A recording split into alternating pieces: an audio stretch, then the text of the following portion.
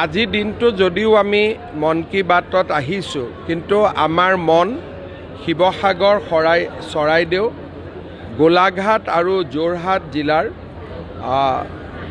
বানাক্ৰান্ত ৰাইজৰ যি দুখ আৰু কষ্ট সি আমাৰ হৃদয় আজি উপচাই ৰাখিছে। চৰকাৰৰ ফালৰ পৰা আমি যিমান দূৰ কৰিব পাৰোঁ আমি কৰিছোঁ আৰু আমি নিশ্চিতভাৱে কৰি থাকিম।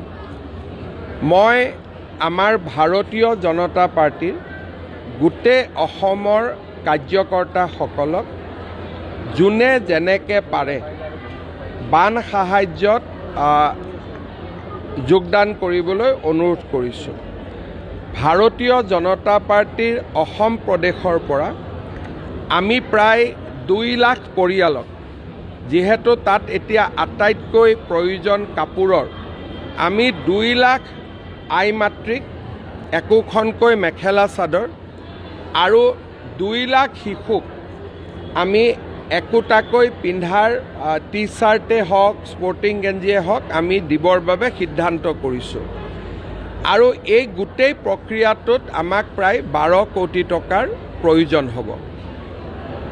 যিসকল আমি মেখেলা চাদৰ 2 লাখ আই মাতৃক দিম আৰু আমি টি চাৰ্ট বা স্পৰ্টিং গেঞ্জি আমি 2 লাখ শিশুলৈকে আগবঢ়াম। আৰু এই গোটেইখিনি কাম কৰোঁতে আমাক প্ৰায় 12 কোটি টকাৰ প্ৰয়োজন হ'ব, 4 লাখ কাপোৰ কিনোতে। যিসকল ভাৰতীয় জনতা পাৰ্টীৰ কাৰ্যকৰ্তাই 2000 টকাৰ তলত বৰঙণি আগবঢ়াব খোজে, তেওঁলোকৰ বৰঙণি মই স্থানীয় বিধায়কৰ হাতত তুলি দিবলৈ অনুৰোধ কৰিছোঁ। 2000 টকাৰ ওপৰত যিসকলে বৰঙণি যোগাব খোজে, আমাৰ দলৰ ফেচবুক বা টুইটাৰ একাউণ্টত বা মোৰ ফেচবুক বা টুইটাৰ একাউণ্টত আমি একাউণ্ট নম্বৰ দি দিম। তেওঁলোকে চেক যোগে আমাৰ দলৰ একাউণ্টলৈকে পঠাব পাৰিব আৰু ইয়াৰ জৰিয়তে আমি প্ৰায় 2 লাখ আই মাতৃ আৰু 2 লাখ শিশুক আমি পিন্ধা কাপোৰ এযোৰ হ'লেও আমি দিব পাৰিম। আৰু আমি সৰ্বমুঠ 12 কোটি টকা সংগ্ৰহৰ লক্ষ্য লৈছোঁ। আৰু এই পুঁজি চৰকাৰৰ পৰা নহয়, ভাৰতীয় জনতা পাৰ্টীৰ কাৰ্যকৰ্তাসকলে এই পুঁজি আমাক সংগ্ৰহ কৰাত সহায় কৰিব। আমাৰ বিভিন্ন ৰাজ্যত থকা, অসমৰ বাহিৰত থকা ভাৰতীয় জনতা পাৰ্টীৰ কাৰ্যকৰ্তাসকলেও এই আমাৰ সাহায্য অভিযানত সহায় কৰাৰ আশ্বাস দিছে। আমি নিশ্চিত যে 2-3 দিনৰ ভিতৰত, 4 দিন 5 দিনৰ ভিতৰত এই পুঁজি আমি সংগ্ৰহ কৰি আমি শিৱসাগৰ, চৰাইদেউ, গোলাঘাট আৰু যোৰহাট জিলাৰ বান আক্ৰান্ত ৰাইজক ভাৰতীয় জনতা পাৰ্টীৰ মঞ্চৰ ফালৰ পৰা আমি সহায় কৰিবলৈ সক্ষম হ'ম। চৰকাৰৰ ফালৰ পৰা কি কৰি আছোঁ বা কি কৰি থাকিম সেই বিষয়ে মই বিভিন্ন সংবাদমেলৰ জৰিয়তে যোৱাকালিও কৈছোঁ, পৰহিও কৈছোঁ। সেইকাৰণে মই তাক আৰু ৰিপিট কৰিব খোজা নাই। আজি যিহেতু বিজেপিৰ মঞ্চত আছোঁ, সেইকাৰণে ৰাজ্যিক বিজেপিয়ে কেনেকৈ এই উদ্ধাৰ অভিযানত সহায় কৰিব বিচাৰিছে তাৰ বিষয়ে মই উল্লেখ কৰিলোঁ।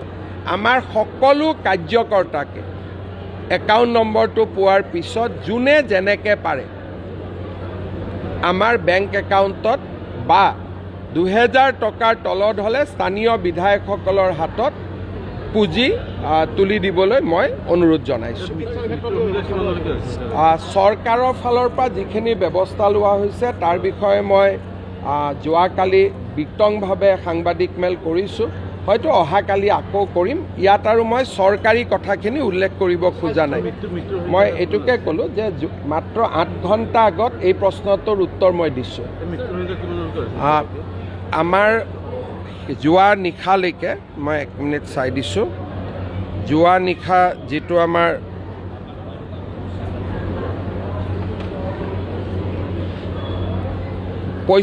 জন আৰু গুৱাহাটীৰ ফ্লাডত 1, অৰ্থাৎ গোটেই ৰাজ্যত মৃতকৰ সংখ্যা 62ৰ পৰা 66 জনলৈ বৃদ্ধি হৈছে। মই ভাবোঁ যে আৰু 4 গৰাকী মিচিং আছে, গতিকে বহুত বেছি 70-75 হয়তো হ'ব পাৰে, কিন্তু আমি প্ৰথমতে যিটো অনুমান কৰিছিলোঁ প্ৰায় 100 হ'বগৈ, হয়তো তাতকৈ আমি অলপ কমত থাকিম। কিন্তু প্ৰতিটো মৃত্যুৰে দুখ লগা আৰু ইয়াক সংখ্যা দি তুলনা কৰিব পৰা নাযায়। এতিয়া সকলো হৈ গ'ল, এতিয়া সকলো ৰেস্কিউ হ'ল আৰু সকলো অঞ্চলত বান সাহাৰ্য এতিয়া যাব পাৰিছে।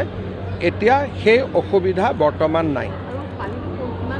এতিয়া পানীও কমিছে, কিন্তু শিৱসাগৰ সমষ্টিৰ গৌৰীসাগৰক আৰু শিৱসাগৰ টাউনৰ কিছু অঞ্চলৰ পৰা পানী এতিয়াও যোৱা নাই। 25,000 পৰিয়ালক এতিয়াও আমি ইলেক্ট্ৰিচিটি কানেক্ট কৰিব পৰা নাই, কিন্তু আমি ইলেক্ট্ৰিচিটি ডিছকানেক্ট কৰিছিলোঁ 1,60,000 পৰিয়ালক। এতিয়া সংখ্যাটো নামি 25,000 আছে আৰু তাৰ পানীখিনি ওলাই যোৱা ৰাস্তা পোৱা নাই, হয়তো আমি মেচিন লগাই উলিয়াব লাগিব।